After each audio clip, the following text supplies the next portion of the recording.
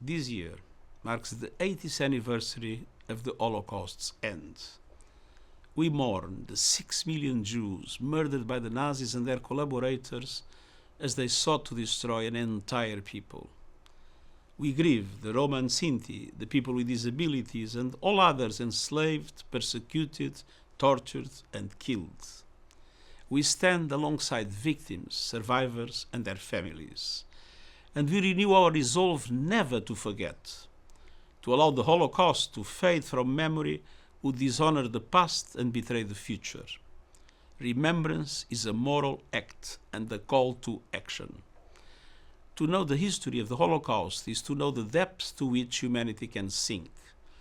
To understand how the Nazis were able to commit their heinous crimes with the complicity of others, and to comprehend that each of us has a solemn duty to speak up against hate and to stand up for the human rights of all.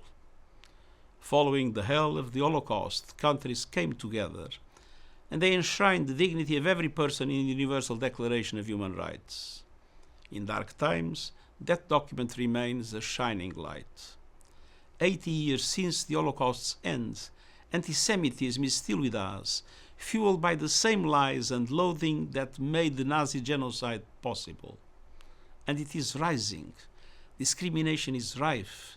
Hate is being whipped up the world over. Undisputable historical facts are being distorted, diminished, and denied. And efforts are being made to recast and rehabilitate Nazis and their collaborators. We must stand up to these outrages. In these days of division, and more than a year since the appalling 7th of October terror attacks by Hamas, we must hold fast to our common humanity.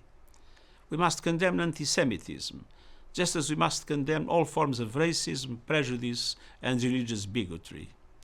And we must renew our resolve to defend the dignity and human rights of all.